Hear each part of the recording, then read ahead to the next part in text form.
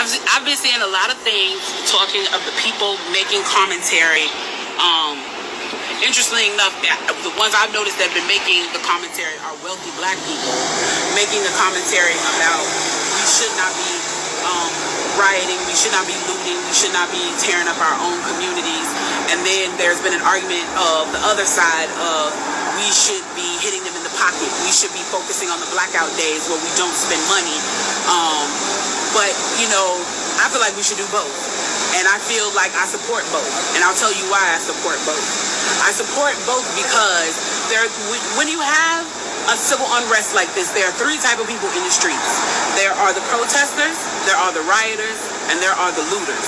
The protesters are there because they actually care about what is happening in the community. They want to raise their voices, and they are there strictly to protest. You have the rioters who are angry, who are anarchists, who really just want to fuck shit up, and that's what they're going to do regardless. And then you have the looters.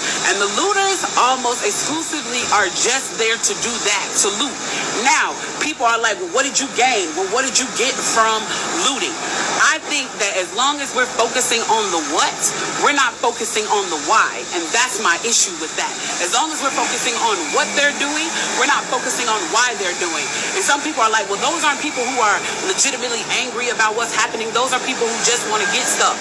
Okay, well then, let's go with that. Let's say that's what it is. Let's ask ourselves why in this country in 2020, the financial gap between poor blacks and the rest of the world is at such a distance that people feel like their only hope and only opportunity to get some of the things that we flaunt and flash in front of them all the time is to walk through a broken glass window and get it. Yeah. But they are so hopeless that getting that necklace, getting that TV, getting that change, getting that bed, getting that phone, whatever it is that they're going to get, is that in that moment when the riots happen and if they present an opportunity of looting, that's their only opportunity to get it. We need to be questioning that why. Why are people that poor? Why are people that broke? Why are people that food insecure, that clothing insecure, that they feel like their only shot, that they are shooting their shot by walking through a broken glass window to get what they need. And then people want to talk about, well, there's plenty of people who pulled themselves up out of bootstraps and got it on their own. Why can't they do that? Let me explain to you something about economics in America. And I'm so glad that as a child, I got an opportunity to spend time at Push where they taught me this, is that we must never forget that economics was the reason that black people were brought to this country.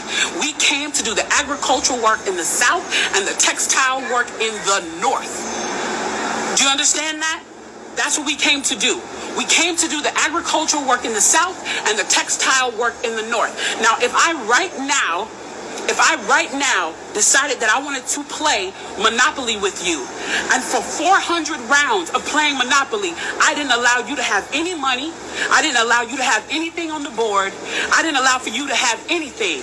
And then we played another 50 rounds of Monopoly, and everything that you gained and you earned while you were playing that round of Monopoly was taken from you. That was Tulsa, that was Rosewood. Those are places where we built black economic wealth, where we were self-sufficient, where we owned our stores, where we owned our property, and they burned them to the ground.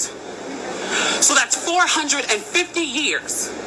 So for 400 rounds of Monopoly, you don't get to play at all. Not only do you not get to play, you have to play on the behalf of the person that you're playing against. You have to play and make money and earn wealth for them, and then you have to turn it over to them.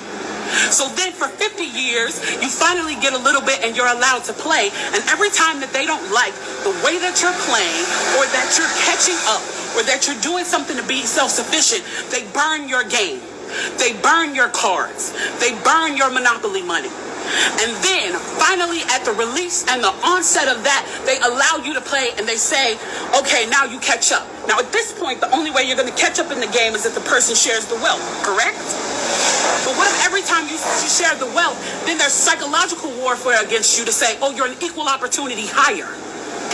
So if I played 400 rounds of Monopoly with you and I had to play and give you every dime that I made, and then for 50 years, every time that I played, if you didn't like what I did, you got to burn it like they did in Tulsa and like they did in Rosewood, how can you win?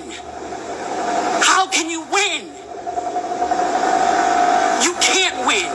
The game is fixed. do you burn down the community? Why do you burn down your own neighborhood? It's not ours. We don't own anything. We don't own anything.